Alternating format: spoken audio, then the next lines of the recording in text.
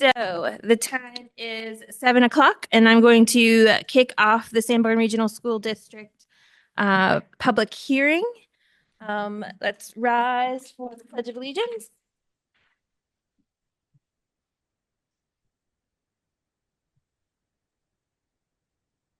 I pledge allegiance to the flag of the United States of America and to the republic for which it stands, one nation, under God, indivisible, with liberty and justice for all. All right. And so the order of business for the public hearing is the presentation. So I can kick it off, and Matt and I will volley back and forth. Yep. And I need to be in front of a microphone. That means I'm ready to go. That means we just kind of relax, right? We just relax. I don't get to do that often. You want this? Silly legend. Oh, like behind the podium? Nice Yeah. to just not have to. Yes. I also brought this one. Here we go. All right. So thank you for joining us today for the public hearing to review the 2025-26 budget. Next slide, Matt. A little bit about the budget process. So this is a lengthy process over several months where the school board sets the goals and determines the priorities for the district, and the school administration comes together and prepares the recommended budget.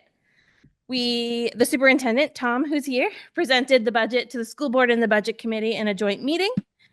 And we also implemented a meeting where we meet with the administration to talk about the budget and answer any questions.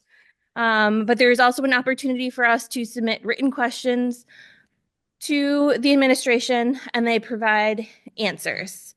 After that is all done, the school board deliberates and proposes a budget to the budget committee. And when the budget committee looks at it, we're looking at it and to see what the impact is to our ability to provide education, what the impact to the taxpayers is, and any discussion of known future changes to the district, including any contract negotiations. And so the budget committee meets, we talk about the proposed budget that the school board has presented to us, and we move to a vote. And this is something that when you see that number for the budget, what does that include? And so that includes funds for students pre-K through 12, special education, classroom supplies, books, technology, and transportation, compensation for all of the employees in the district. And the other piece is how many buildings that we use and maintain. So we have Bakey Memorial, the middle school, high school, Chase Field, Swayze Gym, the Church Street building, maintenance of the old middle school, and the technology needed to support the district. Additionally, we take into consideration the funds needed for the school board's goals and priorities, including the 5-year strategic plan and the capital improvement plan. Want to take this? I can do it. I got it. I practiced this one for a couple of years. So Article 3, this is the thing everyone's looking for. So, shall the Sanborn Regional School District raise and appropriate as an operating budget, not including appropriations by special warrant articles and other appropriations voted separately, the amount set forth in the budget posted with the warrant or as amended by vote at the first session for the purposes set forth therein, totaling $40,322,601. Should this article be defeated, the default budget shall be $40,342,404, the same as last year with certain adjustments required by previous action of the Sanborn Regional School District or by law or by governing body. I lost my place. May hold one special meeting in accordance with the RSA to take up issue of revised operating budget only. So this does not include any warrant articles that we're going to discuss later. And this first bit of the presentation is going to talk about the proposed operating budget, and then Matt will talk a lot about how we formed the default budget. So, comparison from current budget to this year's proposed budget, there is a 0.25% increase. And the proposed operating budget is actually $19,803 less than the default budget. And the default budget is a 0.3% increase over the current. So default budget higher than proposed. Things that we took into consideration this cycle, and we had a great presentation that talks about what's happening and during the initial proposal. And so things that we want people to be aware of is the Fremont exit from the district does not hit this budget cycle, but will come into play in the upcoming cycles. We paid off the high school debt. That's exciting. They have some changes to the rental revenue from the former middle school. We had the March 2024 voter approved collective bargaining agreement. And we've also included funding this year for technology upgrades and facilities maintenance to support our aging infrastructure. And there are some changes to staffing due to enrollment. And I think Matt, this one here might be a good one for you. Yeah, I can take this one. So this slide just shows where where the budget's coming from. The table on the right shows our estimated revenues, which these are very conservative. We really stripped down to the bare bones. We're not being liberal at all our estimates. Like it's really a worst case scenario. So when I get on to the estimated tax impact, that really should be the worst case. But if we'll talk about that more later. So based on those revenues you see on the right, which total about 6.2 million, those revenues represent 15.56% of the budget. The estimated adequacy grant is 7.1%, and then our estimated state and local property tax revenue makes up the difference, about 77.31% of the budget. In terms of the tax impact, yes, sir. Yep. I just want to point out to everyone that in a future slide, you're going to see fund balances and reserve accounts for the district. Notice that the $652,002 at the bottom, the use of fund balance, that goes back to the community at the end of every year. So it's just a 1 year amount. And we'll talk about that when we get to that slide. Yep. Thank you. Yep. No problem. So in terms of estimated tax impact, as I kind of alluded to earlier, this is really the worst case scenario. This would be as if we did not return, like last year we returned about 1.4 million to the taxpayers, which reduced the tax burden. And again, our revenue estimates were stripped down bare bones. So hopefully these estimates don't come true and they're much smaller, but they assume an assessed value of $500,000. So at the top, the tax rate for Newton would be $21.41 per thousand of assessed value. So that would be an increase of $270 over the current year, our current FY25 budget. For Newton, also that would assume or assumes an assessed value of $500,000. The tax rate would be $12.43 per thousand, and that would be an increase of $470 over our current year. The difference between the two towns, now that the school bond is off and we don't have to deal with this crazy apportionment calculation, it comes really down to how many towns the students send. Newton's sending fewer students, so that's part of the reason why their share is less, if you will. There's also differences between the towns in state adequacy and state aid. Also, I'd like to point out, if you wonder, for people at home wondering why the tax rates are so different, the Newton tax rate is higher than Kingston because of the valuation of the town as a whole. The Newton's assessed value with utilities is estimated to be $658,737,848, which is currently 47.7% of Kingston's valuation. And the next line really points out the reason why Newton is due for a revaluation, and hasn't been done in about 5 years, and it's due every 5 years. So that is part of the reason why, if you look down below in the Kingston section, Kingston's assessed value utilities is $1,382,011,126. So as soon as Newton reassesses, the tax rate will go down. Doesn't mean your tax bill will go down. I live in a nearby town, and our tax rate was about $29 per thousand. It went down.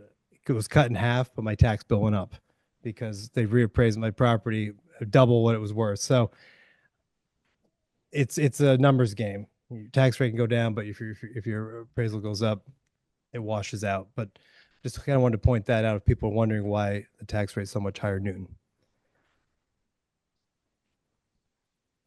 We're gonna I can tackle this Yep. one. This slide here, we wanted to reflect the work that the district has done to keep the cumulative percent increase over the past few years compared to the inflation rate. So the inflation rate from the 2018-2019 to this year is 23.32%. The total appropriations percent change for the district's budget is 14.84%, which, as you can see, is not quite is significantly less than the current inflation rate in the country. This kind of goes back to, I remember in the past hearing people talk about, we have declining enrollment. Why is our budget not going down? Well, inflation's been going up. We've been doing our best to. I know Dr. Ambrose has talked about it. Some costs you just can't control. You can't control utilities and healthcare and other costs. And this slide tries to point out that we've done a pretty good job of handling that. All right. So for the proposed budget, we believe that it provides efficient use of funds for the needs of all students while minimizing the impact of inflation, increased costs for special education, health insurance, transportation, and utilities. It supports our district initiatives for improving academics through implementation of new programs and improving staff salaries and retention. It doesn't account for student enrollment decline and supports our capital improvements. This proposed operating budget was recommended by the Budget Committee with 4 in favor, 2 opposed, and 1 abstention. And then by the school board, there were 6 in favor, 0 opposed, and 1 abstention. Also supported by the school administration. In terms of the calculation of the default budget, per New Hampshire RSA 40:13-9B, really the default budget, it's our current budget, the budget we're currently living with, the FY25 budget, and then plus or minus debt service, contracts, other things that we're legally bound to, CBA, health insurance increases, things like that. We would reduce any one-time expenditures. There weren't any this year. And then there'd also be reductions from, salaries or benefits of positions that were eliminated. So this is the budget we're currently living with. This was approved by the voters last March, the operating budget, Article 3, and then the professional staff CBA passed on March 24th. And our current budget is $40,222,033. To get the default, the items that I just mentioned, those contractual obligations or, increases or decreases from debt service contracts, anything we're mandated by law, special ed, The net of those items was $120,371. So that was the net that was added to our current budget to get the default, which you can see on the next slide. Again, current budget, the difference, what we're obliged to add on to the current budget, and that's where we got our default of $40,342,404. This comes up a lot there, and Dr. Ambrose already mentioned it. Our district reserve account balances.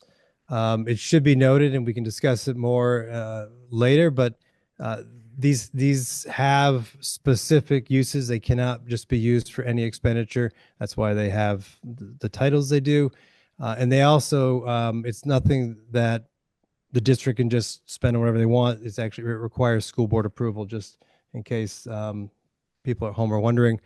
Does require school board approval. So the first one, the Special Education Expendable Trust Fund, currently, or as of November 30th, had a balance of $369,251. The Capital Improvement Fund had a balance of $462,429. The Unanticipated Educational Expense Fund had a balance of $277,755. The Facility Use Revolving Fund had a balance of $129,441. The Unanticipated Utility Cost Trust Fund had a balance of $188,241. And then the Contingency Fund, that's the 2.5% that was retained by the school board last spring, which will go back to the taxpayers, has a balance of $652,002. I can chime in here. So Article 1. So now we're gonna run through the warrant articles that have a dollar amount, with the exception of this one, because this is an important warrant article. Yes. I asked for this to be added in as a reminder that during the election, we have open positions in the school district. So for the school board, 1 member from Kingston, 1 from Newton, a moderator. And for budget committee, we'll have 3 positions, 1 from Kingston, Newton, and the position I hold right now is the at-large. So anyone from Kingston or Newton. And so I encourage the public, the community, to step up and put their name in and volunteer for these positions. And I wrote it down on a piece of paper. It's end of January to enter your name. January 22nd to, Yeah, 29th? The that's the calendar. start date is January 22nd. Starting January 22nd, I think it's uh, to the Friday. Yeah, a it's on- week. I've got Friday. the budget calendar on my computer. It's just, Oh, okay. Yeah. And make that announcement after. yes, and you can go to the school admin building on Church Street. Phyllis can help you out. Right. I think that might be the end. Yep. It's Ms. Hewitt's already read Article 3, so we'll move on to Article 4, which was the Support Staff Collective Bargaining Agreement.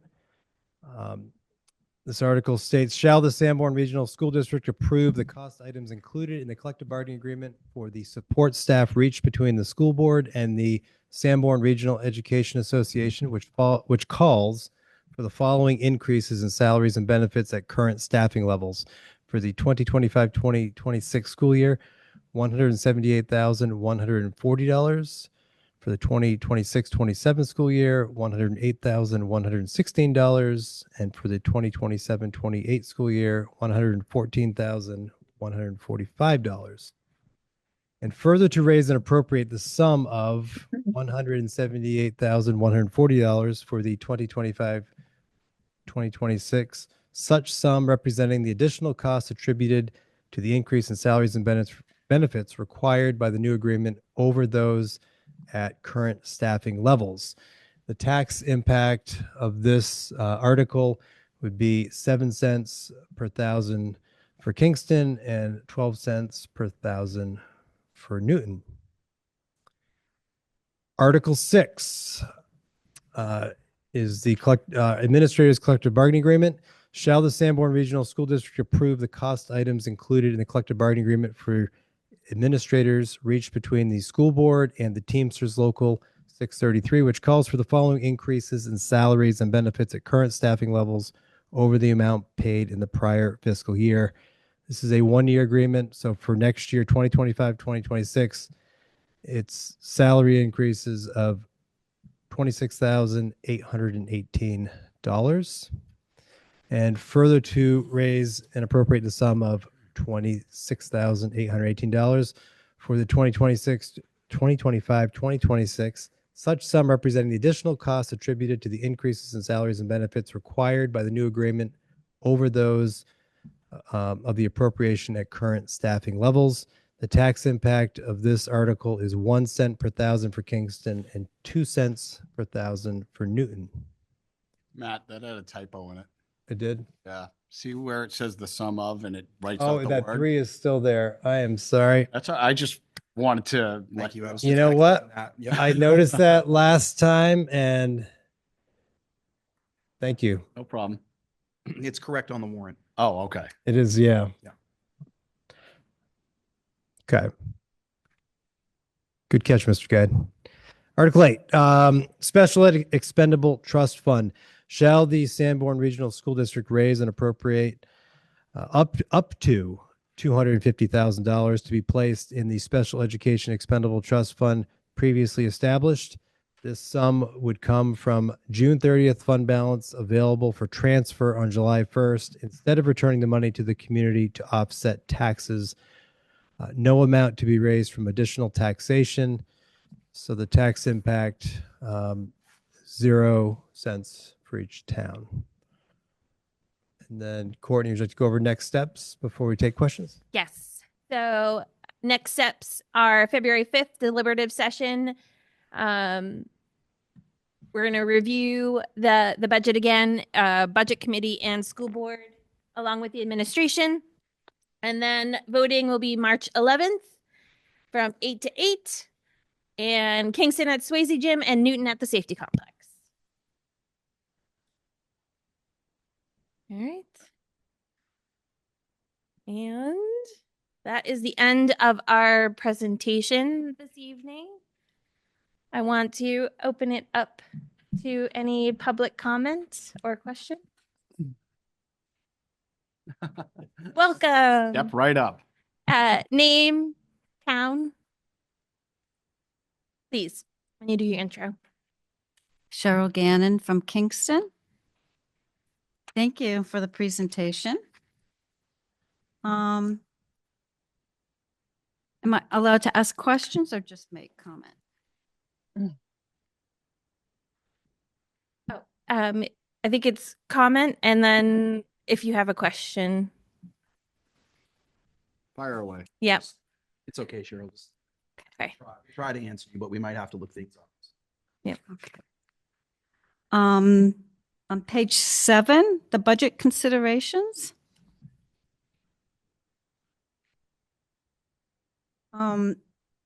So Fremont, I'm not up to date on Fremont.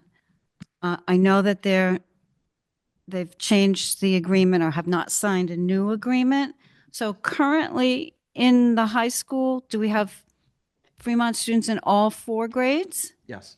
And they will kind of age out. So as the seniors graduate, we're not having another incoming freshman class, but the freshmen will move to sophomore, junior. That is correct. Next year, when we create the budget, we won't have the Fremont freshmen in the budget. Okay. But they're coming next year. So next year's Fremont freshmen come to us. Okay. When I create a budget next year with the board and the district and everyone in the community, the budget for the following year will not have Fremont's freshmen. It's kind of confusing. So they're coming to us next year. And then the following year, their sophomores will be with us, juniors and seniors. And then the following year, the juniors and seniors, and then just the seniors. Will Fremont students still have the option of coming to Sanborn like it was previous to the agreement? There's a long video and a slideshow for this that I will send to you if you email me.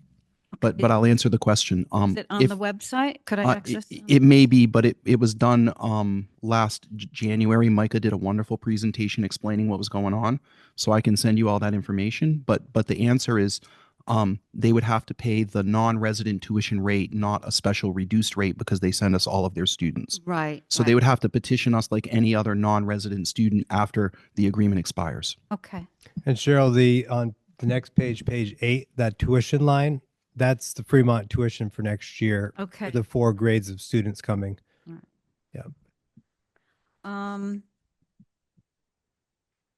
So the rental revenue derived from lease of middle school, did that change? Did it go up or down? It did, because SCA joined us. The charter school joined us.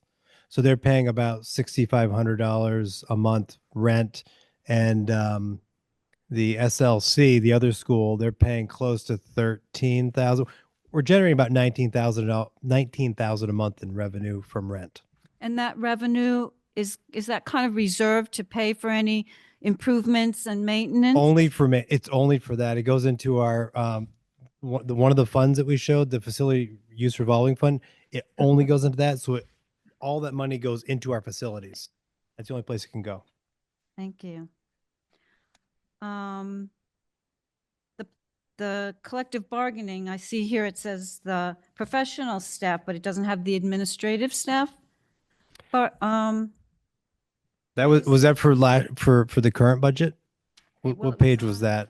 it was one of the articles, There's 2. There's There's 2. One's for the support staff. right?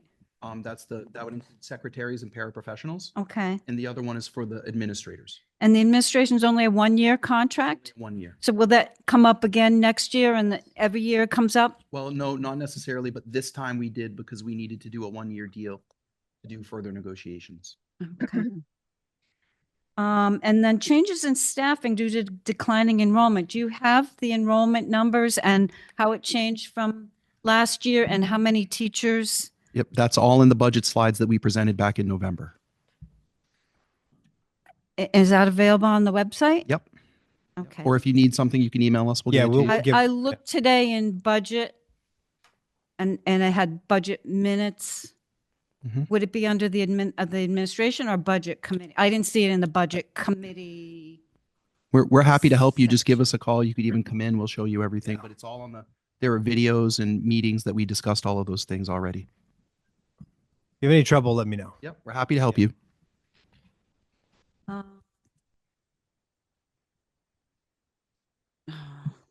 This tax impact thing. It's very confusing. Here we go, Matt. Tax impact. I kind of get it, but I've never seen this valuation with the town including utilities. Yep. That's the Yeah, that's the way the state when they assess towns, they break it up. I have my spreadsheet. They break it up into the value with utilities and without, but it's with utilities that we use for determine the for calculating the tax rate. Well, we don't calculate the state does that. So even though Newton's per thousand is more, the impact, the 270, that's over what people in Newton are paying now. That's not for the whole school. I guess some- What is it? Was it 7? Sorry, let me go to that slide. If you live in Newton, can I? Yep. If you live in Newton and your house is currently valued, or the assessed value is 500,000, your taxes should, worst case scenario, increase about $270 from what they were this past year. If you live in Kingston and your house is also valued at 500,000, which is not many houses in Kingston anymore since they've done the revaluation, your taxes would go up was it 470? 470 over. Even though it's 1243 per thousand. Yes, because the assessed value in Kingston is double the assessed value in Newton. As soon as Newton revalues, probably this year, But because they do every 5 years, that 658 million for Newton is probably going to go up to $1 billion. It's going to go way up because they haven't. Think about what's happened to real estate in the last 5 years. Newton hasn't been reassessed in 5 years. Think about, Right. it's going to, So I don't know. what does make sense though, if you look at when we look at that slide again, is that even though the jump between last year's taxes and this year's taxes is greater in Kingston, your overall tax bill is still less in Newton than an equivalent house of 500,000 in, you know what I mean? If you're in Kingston and your house is assessed at 500,000, a $500,000 house in Newton, the tax bill is quite a bit higher for that same $500,000. I'll take your word for it. Well, if you It is very complex. at the slide, you know, the tax, if you look at the dollars that you have to pay, right? Yeah. If your house is assessed at 500,000 in Kingston, it's what was it, 5,000 something for the school portion? Yeah, 5,800 for in Around Kingston. 1,500 for the school portion of your tax bill, right? Whatever this budget is, you know, responsible for. In Newton, 7 something, 7. Yeah. right? About $1,200 difference.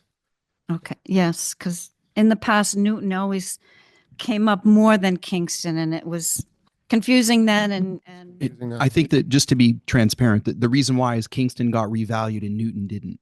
And that's why, and Cheryl, we've done this together for so long. I totally know why you're confused because I've seen all those numbers for 8 years. But the truth is that the revalue happened in Kingston. And once it does in Newton, that page will make a lot more sense. Right. But right now it's confusing because it's so off. I mean, I don't think that Kingston's worth 1 billion and Newton's worth 600 million. It really is just the state hasn't caught up on their revalue. And Dan's nodding his head because I know he's working with the select board and he knows that the revalue is coming too, you know. it's just confusing because the It is. per thousand is less in Kingston, yet it's going up Right. double what Newton is. Yeah. I live over in SA 16. There's 6 towns and all 6 towns have different property tax rates and we all contribute to the same school system. And it's complicated too, because the numbers that govern what the increase is over the previous year are different from the numbers that govern what the overall base rate is, right? If they were using the same math, it would make more sense, but there's 2 different calculations happening to get the basic tax bill. And then And there's a then- whole separate calculation. Cheryl, then if you look at state adequacy and all that, like even the state, if you watch their webinars, which are on the DOE website, they even say like the formula we've been using since the 1970s is flawed. They actually say, if you have a better system, have at it. Like Haven't they been doing that for the last 20 years, trying to like figure? 40 years. Yeah. I'm If sure you there's really some people dive into the smarter than- calculations for how adequacy and stuff is determined, it'll make you go cross-eyed. Like it's, It's also, Kingston is higher because Kingston has more kids. Yeah, yes. This Yes. is one of and now that the bond is off, it's going to be more based on just enrollment. You're Exactly. not gonna have this crazy What is apportionment, it, daily enrollment or whatever. Mm. ADM, yeah. Do you know about how much, like percentage wise? Because it used to be many more from Kingston, and I thought at some point it was kind of getting close to the numbers. I could tell you in about 10 seconds. Okay. You guys didn't have anywhere to go tonight, did you? My second No. public hearing tonight. I'm good. All right. So the state for this year, we're using 2023-24 ADM and 53.7% of our students are from Kingston. So 46.3 per, Yeah. actually it's more like 50. No. You got Fremont in there. Who's that? Well, Terry, I Oh. think you're not muted. Okay, I'll mute it. Okay. Somebody bombing the meeting. So in a lot of ways, it'll be easier in the future to understand the distribution between the 2 towns now that the school bond's gone. Yeah. There was this funky apportionment thing Yeah. that I don't even want to get into because it's gone. Really In bizarre calculation. presentations in the past, we've sometimes included the enrollments. No, Cheryl, we did in the budget presentation in November. Yeah, I mean at the public hearing presentation, it has in the past, so. Yep, they're all there. We can send them to you. Another thing that I typically see in this that I didn't see here, and maybe you're going to send me back again.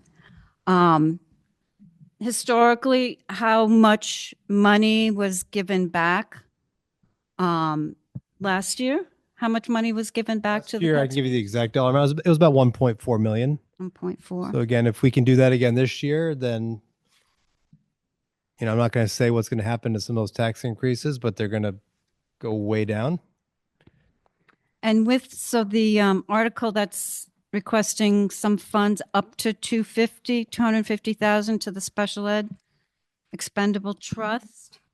How much went in last year? I don't think, Because I believe it also said up to a certain. yeah, last year I could check last year's warrant articles. You can speak to it, but I don't think we did special ed last year. I think we did something else. This I'll is the double first check. time the board has put the special education warrant article up for an increase because I explained to the school board and members of the community that when I did my internship to be a principal in 2004, the town of Saco, Maine had $400,000 in their reserve funds. We don't even have $400,000 in 2024. The cost of an out of district placement back then was $60,000 to $80,000. Now it's $160,000 to $300,000. If we don't build up that reserve fund over time, and you could have one student move into the district from out of district and eat up the entire reserve fund. So if you have 2 or 3, we'd have a real problem. So it's basically like an insurance policy. You put the money into the reserve fund, the money stays there in the event that we have a major change. And don't forget, there are major changes going on with special education funding at the state level, and we have to have more protection now than we've ever had in the past. So that fund is woefully inadequately funded. And I do want to remind people that all of those funds, you can't just add those all up and say, oh, you have over $1 million. They are allocated to the purpose for which they are allocated for by the voters. They can only be spent on what they've been allocated for. So the utilities fund is only for utilities. The capital fund is only for capital projects. The only amount of money that can go to special education is the $379,000 that's currently in there, or that $600 and some odd $1,000 fund that I mentioned in the presentation that goes back to the taxpayers at the end of every year. That is not a revolving fund. It doesn't stay at that. It only is at that amount if we withhold the 2.5% at the end of the year. And that can only happen if we have enough money at the end of the year to give back. So that's not a fixed, that's a very potentially volatile amount of money. It's there right now for this year, but it showed in the revenues piece that it would go back to taxpayers at the end of the year because it does. So I think it's just important for everyone to understand that adding up a column of those numbers is a dangerous thing to do because it doesn't work like that. So my question was, and if you want to send me again someplace else to find it, how much was put in from the unexpended fund balance last year? None. None was? None. We haven't. We did add some. I got it right here. I pulled the warrant article from the Department of Revenue. Article 6, we put 25,000 into the unanticipated utility funds. Okay. The utility one went up 25,000. The capital improvement and maintenance, so capital improvement went up 50,000. We put 50,000, and then special ed, expendable trust, we added 100,000. 100,000. So a total of 175,000 was added to those funds last Okay. year. And Cheryl, I think that's the first time that we've added to special education since I've been here. But don't quote me on that. I'd have to look it up.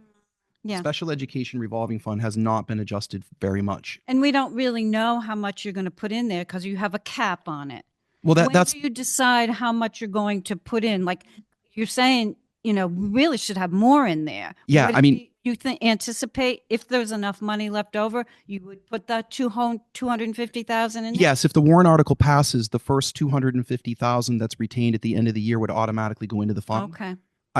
If my honest opinion is, some people aren't going to like this, but that's okay. It's not my job I have to tell you the truth. There should be 950 to $1 million in that fund. You've said But that at many years. at the very yes, I have at the very least 750. Yeah. So what we're trying to do is to inch closer to that, and I'm really glad we did it last year. I forgot that we did 100,000 for that. So it's this process of inching it forward is the smartest way to do it. And I see that the state legislature had proposed cutting their contributions to special ed, and I believe that. Yeah, we're going to see a Blue reduction in special Thanks. ed aid coming. Yep. And to Mr. Ambrose's point, I just checked the warrant articles for 2020. 1, 2, and 3, and there was no money put into that fund. Those 3 previous. Yeah. And Cheryl, I think it's important to note that if there's no aid that comes from the state for special education, that doesn't do anything to change the cost. Yep. The cost shifts directly to our local taxpayers because IEPs are legal documents. They have to be met and funded. So it's really important to recognize that, like, talking to your legislators about how special education is funded is an important thing to do if you want to, you know, if you want to be aware of what's happening with funding. This is an important topic. And just a little historical perspective, when my son was going into high school, we did have an overage. Now, he's 41. You can do the math. That we needed to raise $500,000, which was a lot more back then than it is now. And we had to have a special meeting, and it did not pass. And a lot of things got cut. A lot of sports got cut. A lot of extracurricular activities had to get cut because that money still needs to be provided to give an adequate education to kids with special ed needs. So I would take it one step further. If we had 4 kids move into the district with severe IEPs that were out of district placements and we didn't have the money, you immediately have to freeze the budget. And the thing is what people don't understand is that once we give out contracts, you can't just cut people. 80% of our budget is people. So if people have contracts for the year, they're getting paid for that year. So the other 20% is everything else that kids love and do, right? Athletics stop. You're right on that's exactly what would happen. And we would move to a catastrophic mode of not doing anything other than what we absolutely had to do. And schools aren't like a business. We can't sell off assets or just take out loans. If this happens, you have to continue to pay. and catastrophic aid kicks in, but you get reimbursed. It's 2 years later, a So year you're to still 2 years having to later. pay You don't, them you have to 6 pay it out. months. Exactly. You have to pay it out and the aid doesn't come in until later. Um, 2 more questions. What's within the contingency fund? What kinds of things would come under that? I know the other ones are pretty specific, but what would be included in The contingency? contingency fund is a 2.5% amount that we hold back at the end of each year if we have enough money at the end of the year to return back to taxpayers. That money would only be spent, that is for extreme emergencies, when the budget has been completely expended.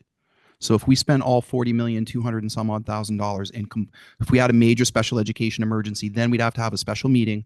The school board would vote to spend that money, but that is it's different. Like, it's different than the special education fund. We could spend that with a vote of the school board at any time. But that catastrophic piece that we're holding back for 1 year can only be spent if we spend down the whole. I'm using a very simple answer, but it's only used if everything else is gone. And where did that $652,000 come from? As I said, it's at the end of the year, if we have enough money left over, it comes from that. It's 2.5% of the total budget. Okay. And then it goes back. It just delays when it goes back to taxpayers. And it helps to equalize the tax rate, because if you give too much back 1 year and then you have a normal year the next year, everyone thinks their taxes went way up. You don't want that. You want to equalize the tax rate so that you don't have big swings in the tax rate. So what was withheld 1 year becomes a piece of the revenue of next year's budget. Yes, exactly. Micah. Okay. Right? That's it. Okay. Great question. One more quick. What's the difference between an expendable trust and a capital reserve, and how that money is, who agrees that it should be spent on whatever it's requested for? Well, I mean, ultimately the school board decides. And I don't know if the terminology really matters. The money's held by the trustees of trust funds. So it's not even, and we get a statement every month because it earns interest.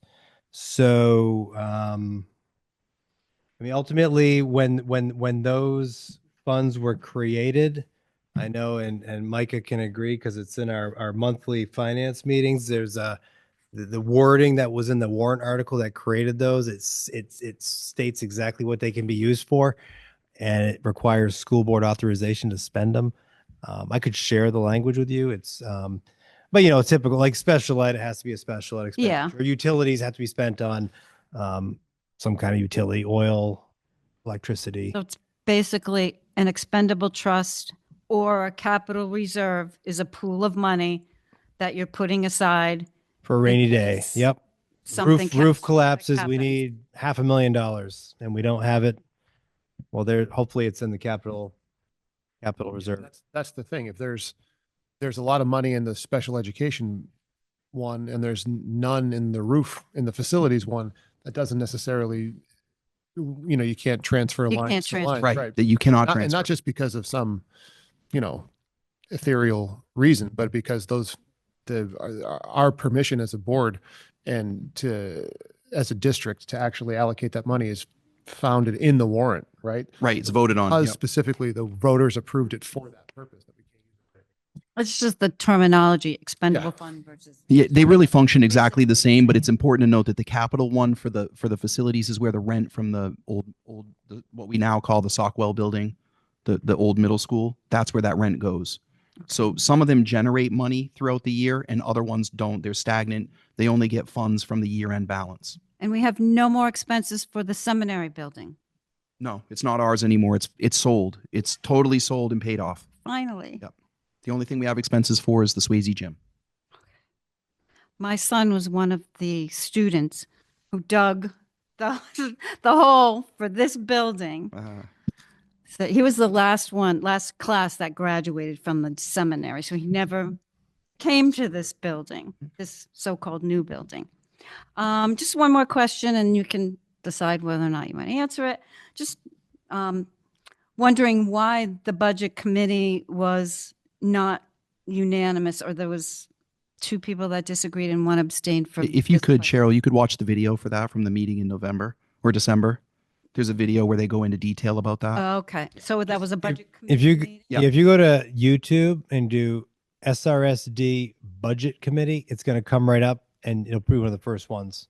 Yeah, okay. Yeah, it's the easy way to search. It might be easier just to search it on YouTube than to go to our website and try to find it. Yeah, okay. All right, thank you. Thank you, Cheryl. Thank you, Cheryl. It sounds like you were close, though. If you found the agendas and the meeting minutes, there's a budget committee videos, and it'll take you to YouTube, too. Yep. And always feel free to call or email me. I'm happy to help you. All right. So that ends public comment. We can do quick committee comment, and then after that, we're going to do end this one and start a budget committee meeting. So Brooks, anything from the public hearing side? Thank you. Micah, Dan, Amanda? I don't have anything. Ken, all over there. All right, awesome. All right, so the time is 7:48, and I am going to call an end to the public hearing portion of this meeting.